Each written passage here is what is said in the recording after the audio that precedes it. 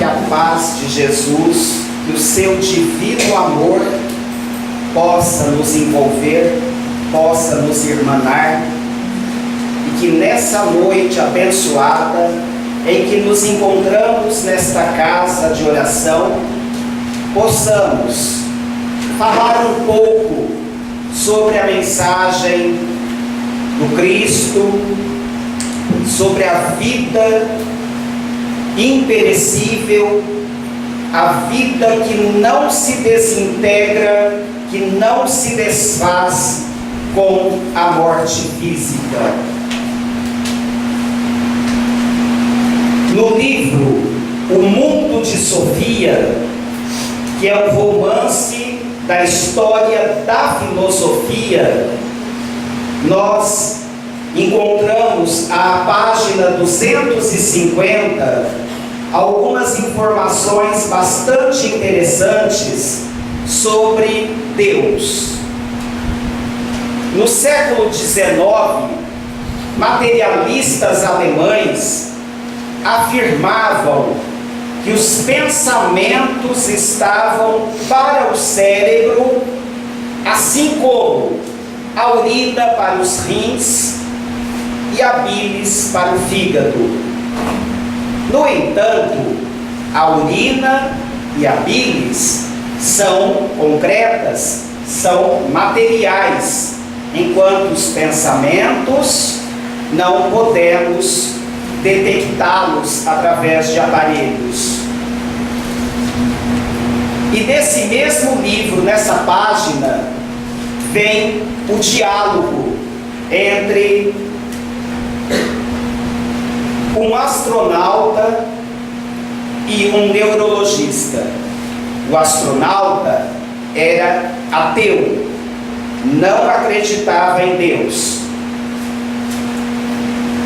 O neurologista era cristão. E nesse diálogo, o astronauta disse o seguinte: eu já estive muitas vezes no espaço, no entanto, nunca vi Deus nem anjos. O neurologista ouviu e respondeu: eu também já operei muitos cérebros inteligentes e nunca encontrei um pensamento sequer. Isto prova que o fato de não vermos Deus não é justificativa para afirmarmos que Ele não existe. Os pensamentos também não podem ser localizados através de um processo cirúrgico e, no entanto, eles existem. Nós pensamos de forma constante e poderíamos ir além nessa observação. Enquanto o astronauta viajava pelo espaço, nós poderíamos considerar esse meio como sendo macro, muito grande, enquanto o cérebro é um espaço bastante pequeno. E ainda assim, o neurocirurgião, o neurologista, ao realizar muitas cirurgias, nunca havia encontrado um pensamento sequer. É um indício, é uma prova que nós não precisamos ver para que existam. Nem tudo nós podemos ver. Então, é perfeitamente possível a existência de Deus sem que possamos vê-lo. Não estamos ainda afirmando a sua existência, porque a fé tem que ser raciocinada. Mas vamos chegar a essa constatação até o final da nossa fala. Então está nesse livro, O Mundo de Sofia, nesse romance, um romance histórico, né? Toda a história da filosofia. No livro A Gênese, de Kardec, no capítulo 2, nós temos ali várias páginas que nos descrevem Deus. Claro que para podermos concebê-lo é preciso usar a reflexão, já que não temos meios para localizá-lo, tocá-lo, vê-lo, enfim. Nós deduzimos a sua existência, chegamos à constatação da sua existência em razão das suas obras. Então, logo no início desse 2º capítulo, nós encontramos que todo efeito tem uma causa. Realmente, para todo efeito existe uma causa. E está lá. Se nós observarmos um pássaro voando, ouvirmos um tiro, sem enxergarmos o atirador, ouvimos o tiro, o pássaro cai. Não precisamos localizar quem atirou para sabermos que ele existe.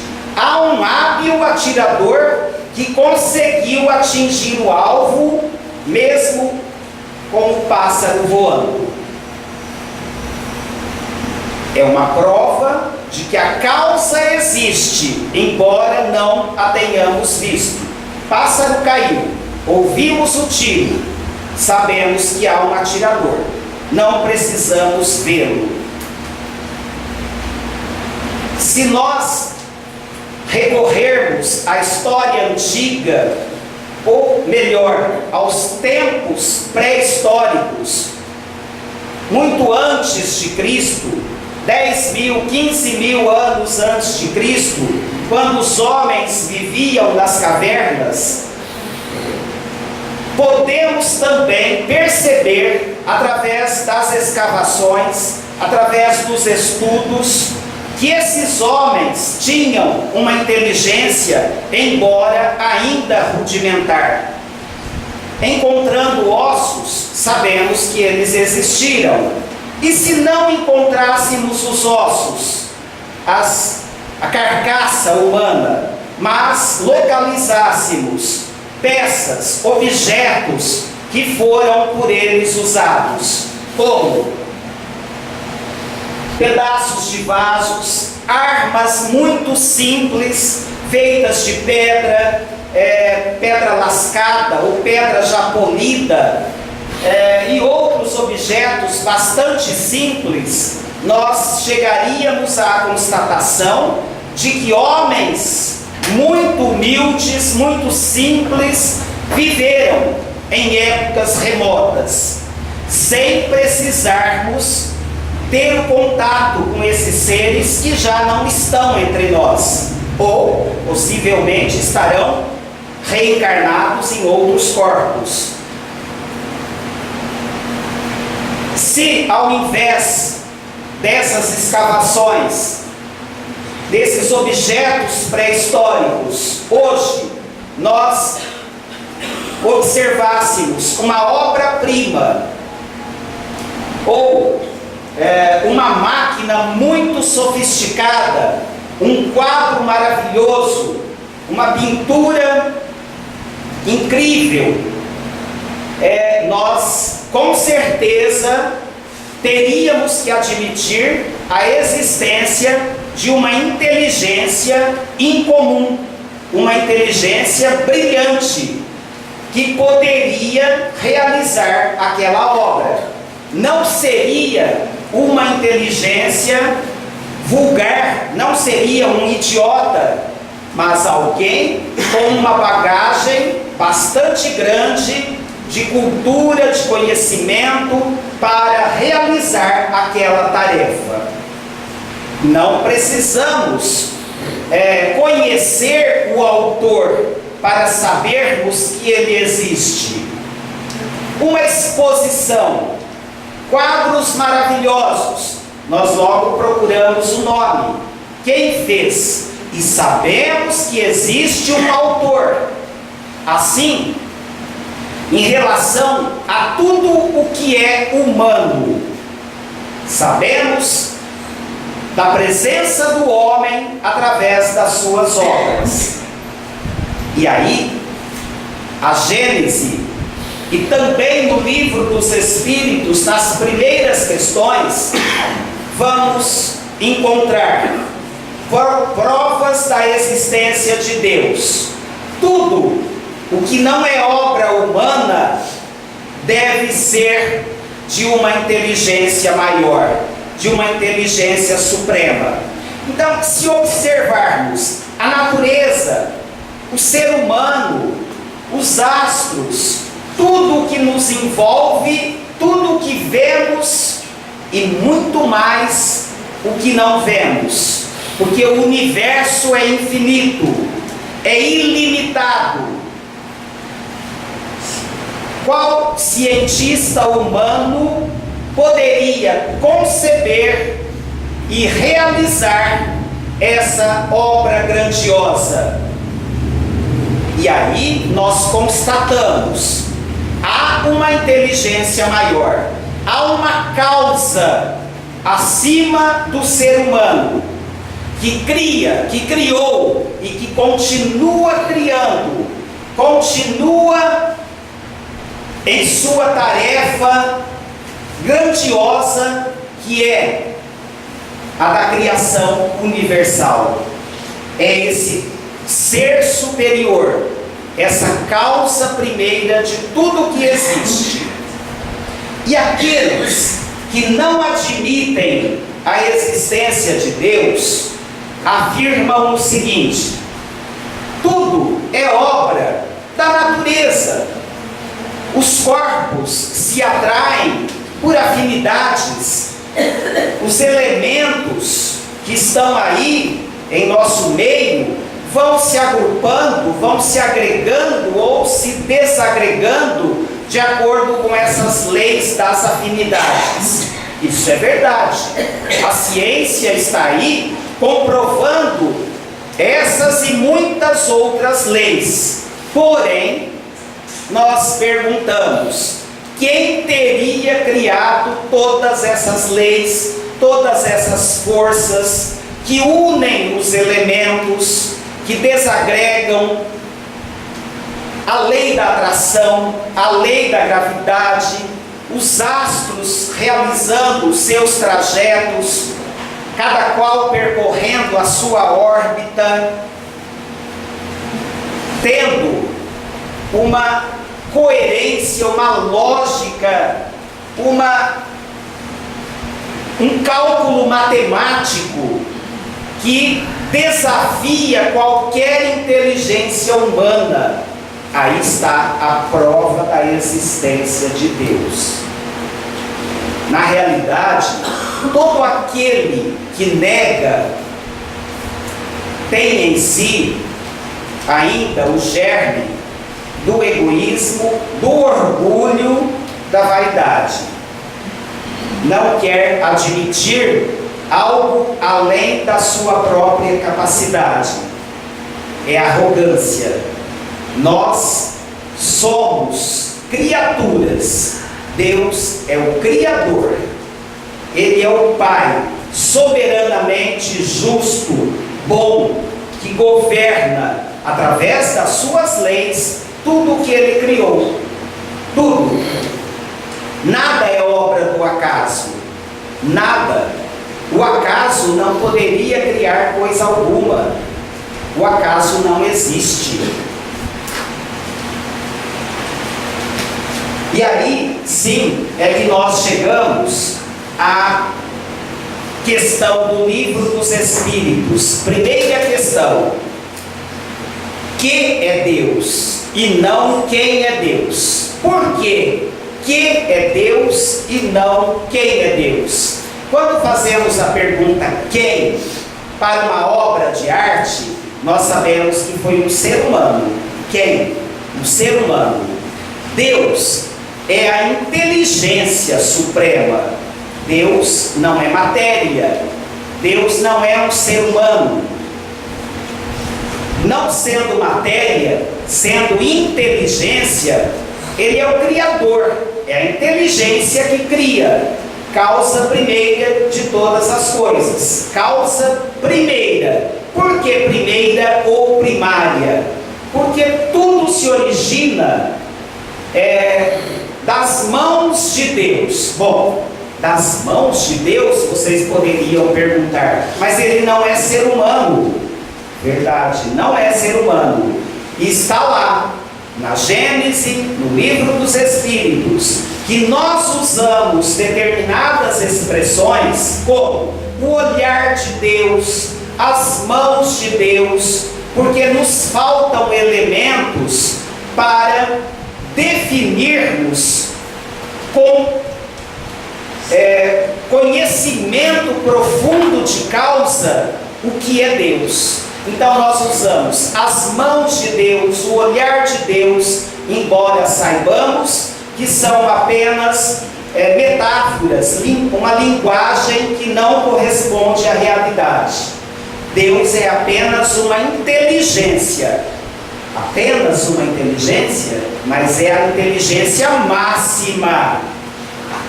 Não há nada além da sua inteligência. É o Criador de tudo. Então, que é Deus?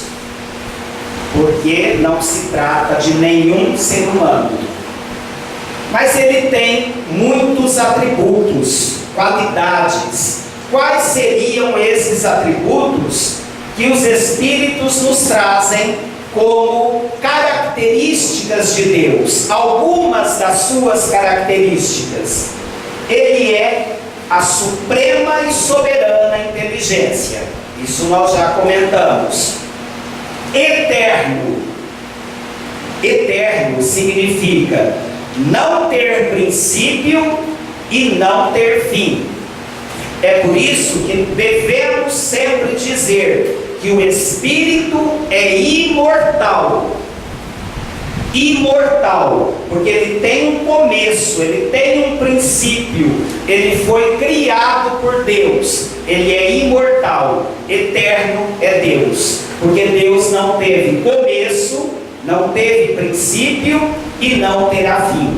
Então ele é eterno. E por que ele tem que ser eterno? Porque se ele tivesse surgido num determinado momento, ele seria obra do acaso, o acaso não existe, ou teria sido criado por alguém que existiria antes dele. Então ele não teve princípio. É difícil imaginar isso? Sem dúvida. Para a nossa inteligência ainda bastante limitada, é difícil conceber algo que não teve princípio e não terá fim. Mas os Espíritos nos trazem como verdade inquestionável. Então ele é eterno. Porque ele tem que ser imutável. Ele não pode sofrer mudanças. O que sofre mudança é matéria. A matéria está em constante mutação. Sofre mudanças de forma contínua, ininterrupta. No entanto, Deus não é matéria. Então, ele tem que ser imutável. Imaterial não é matéria, porque se fosse matéria, estaria sujeito às mesmas leis que regem todo o universo.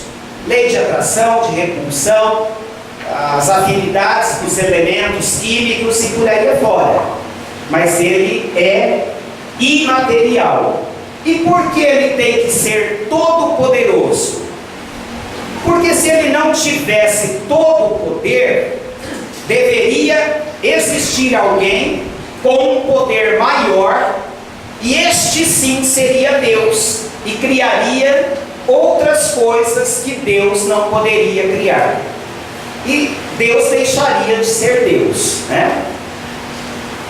Ele é soberanamente justo e bom. Justo e bom. Diante de tantas enfermidades, tantas dores, tantas perdas, como Deus pode ser justo e bom? Ele é tão bom que Ele não nos criou perfeitos. Ele não nos criou perfeitos para que nós pudéssemos, com o esforço próprio, galgar, conquistar essa perfeição e podermos olhar para trás e agradecer. Obrigado, Senhor. Valeu a luta, valeu a pena todo o esforço, todo o empenho para conquistar essas alegrias íntimas, alegrias que permanecem com o ser. Mas diante de tanta dor, por que alguns sofrem mais que outros? Deus nos criou num determinado momento, simples e ignorantes, porém dotados de uma faculdade que nos permitiria avançar na senda do progresso, e nos deu o livre-arbítrio. O que significa o livre-arbítrio? O poder de escolha. Nós fazemos escolhas ao longo da vida, e de acordo com as escolhas, de acordo com a semeadura, é a colheita. Se semeamos de forma facultativa aquilo que queremos, na realidade colheremos o que foi plantado, para que a gente aprenda através das provas, dos resgates, das dores. Mas Ele não nos criou para um sofrimento que não tenha fim. Não.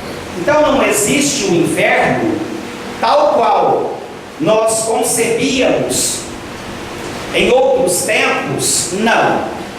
Ele criou leis, ação e reação, colheremos de acordo com a semeadura, sofreremos as consequências dos atos, porém, de forma proporcional ao mal que tenhamos feito. E um dia, depois de passarmos por todos os dissabores da vida, aí sim, depois de aprendermos as lições, chegaremos à perfeição.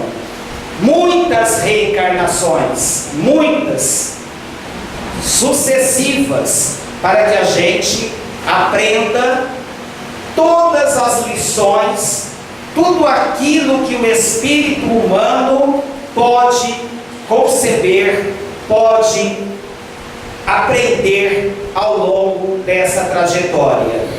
Então Ele é bom porque não nos criou para um sofrimento que não tenha fim. Nenhum ser humano, nenhum espírito sofrerá penas eternas. O sofrimento é sempre proporcional ao mal que tenhamos feito, aos erros, aos deslizes que tenhamos cometido. Porém, galgando sempre novos degraus na escala evolutiva, sempre rumo a essa condição de seres perfeitos. Então Deus é bom e Ele é justo, a cada um de acordo com a semeadura, mas facultando-nos sempre a possibilidade do recomeço, da retomada da marcha, revendo os caminhos, onde erramos, os males que praticamos, o que pode ser modificado, e aí vamos aprendendo. Essa é a grandeza de Deus, esse Criador. Bom, mas como seria Deus? E quando chegarmos à perfeição, nós poderemos ter uma ideia mais ampla do que seja Deus? Ou então, hoje, como nós poderíamos imaginá-lo? Como os Espíritos trazem essa informação para nós? Eles fazem uma comparação.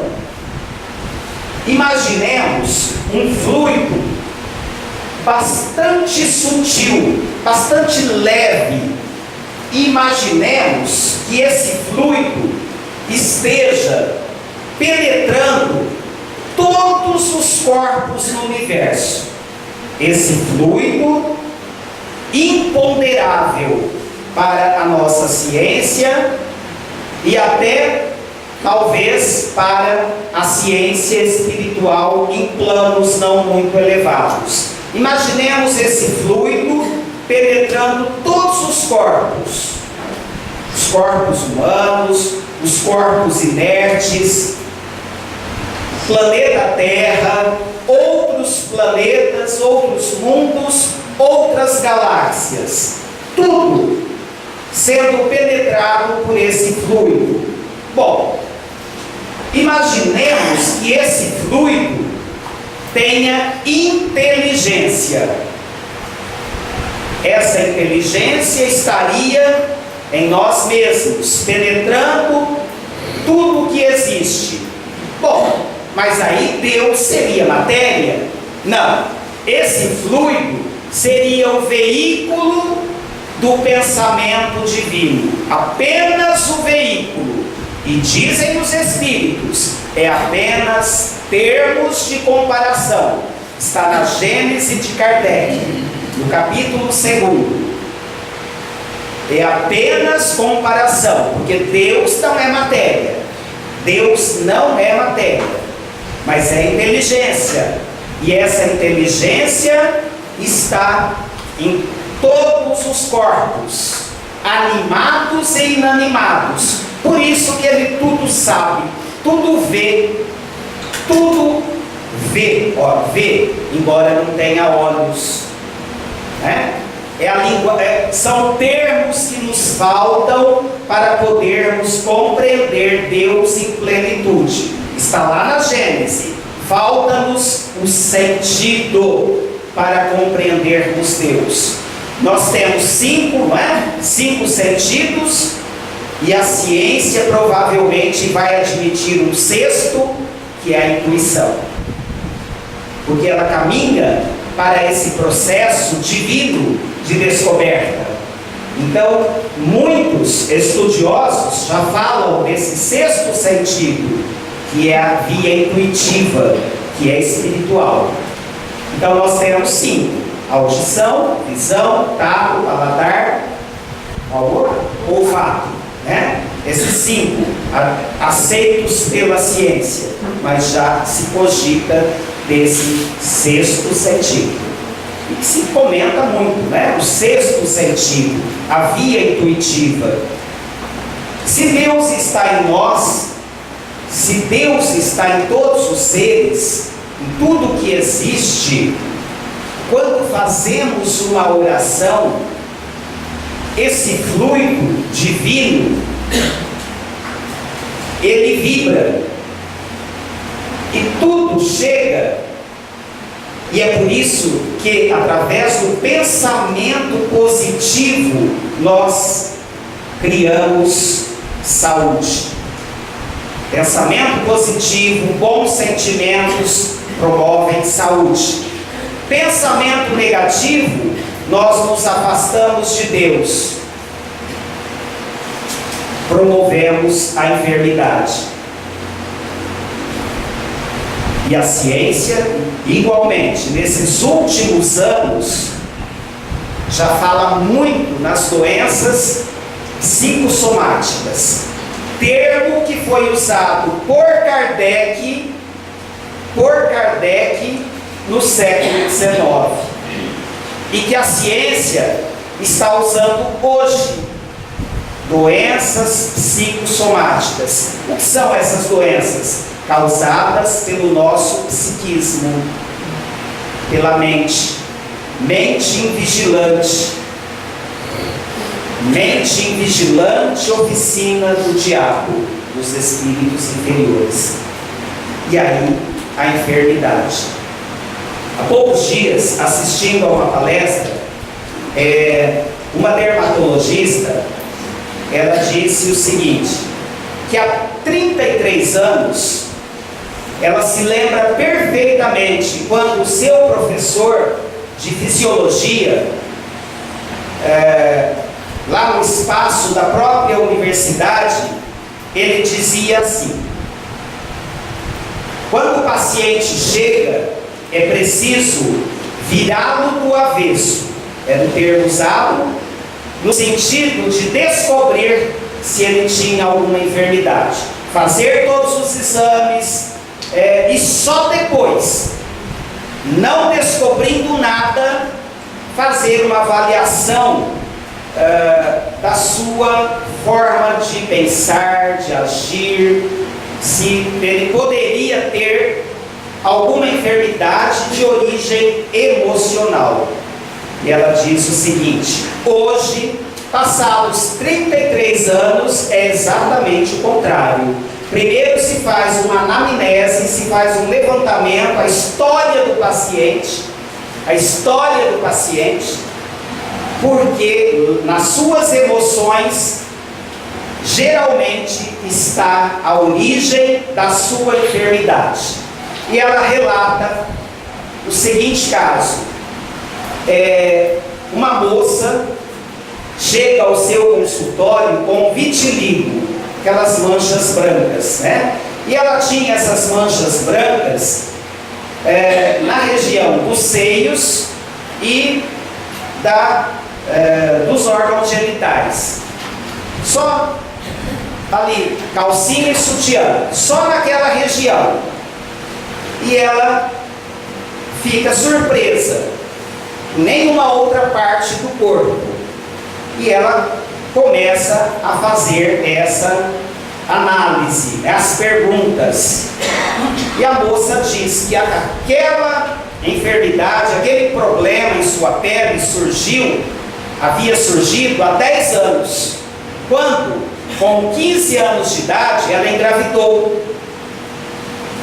E o pai, extremamente rígido, não permitiu que ela continuasse os seus estudos, e ela tinha como sonho fazer medicina, e ela pôde apenas fazer o curso normal, né? Foi ao magistério. E ela diz ainda, com todo respeito, né? Mas ela tinha um sonho maior, que era a medicina. E ela então chegou à conclusão, porque o vitiligo geralmente surge em situações de perdas. Então, o que ela perdeu? Embora ela tenha ganho uma filha, né, casando-se inclusive, ela perdeu, ela deixou para trás aquele sonho de fazer medicina. Surgiu um problema. Mas então, passados 10 anos, por que você está me procurando agora? Depois de tanto tempo, isso não me incomodava? Não, isso não me incomodava. Acontece que agora está surgindo aqui, ó, no meu pé, as manchas brancas. Opa, aí tem mais alguma história. Mas e agora? O que está acontecendo com você? Eu estou me separando. Separação do companheiro. Tinha uma filha com 10 anos, ela já estava com 25 e estava se separando. Era uma nova perda, nova manifestação. Então as emoções, elas geram saúde ou enfermidade. Dependem do nível das nossas vibrações. Quando pensamos de forma salutar, saudável, positiva, saúde, bem-estar. Quando os pensamentos são inferiores, são negativos, quando temos raiva, quando temos ódio, gastrite, úlcera e tantos outros problemas, né, que vão surgindo em decorrência das nossas emoções descontroladas, descompensadas. E assim é a nossa vida, assim é a nossa trajetória. Se quisermos ter qualidade de vida, pensemos de forma saudável, vivamos de maneira equilibrada. Mas como encontrar esse ponto de equilíbrio? De repente alguém nos agride de forma aparentemente gratuita e não há como controlar aquele impulso, né? Aquele desejo de revidar. Bom, nesse momento em que a raiva aflorou, nós já produzimos substâncias que vão agredir o organismo. Bom, mas e se eu não revidar, mas recebi a agressão, não consegui digeri-la, estou com raiva, estou com ódio, estou revoltado, embora eu não tenha agredido? Desequilíbrio também. Mas e aí? Fazer o quê? A mensagem de Jesus é que nós aprendamos a perdoar, a compreender que não é fácil. É verdade, não é fácil. Nós não estamos ainda nessa condição. Quantas vezes a gente sente raiva assim? Podemos até não revidar, mas sentimos. Pronto, já o organismo já fica descompensado. E por aí vai. É encontrar esse ponto, meio termo, para que a gente não se ofenda, para que a gente, mas por que ele está me agredindo? Será que ele não está bem? Será que ele está vivendo um problema no seu lar? Será que ele está desempregado? O que está acontecendo com esse companheiro, com esse amigo, que aparentemente de forma gratuita está me agredindo? O que está acontecendo? Quando a nossa reflexão caminha por esse ângulo, tudo se torna mais fácil. Aceitarmos melhor o outro tal qual ele é. Mas ainda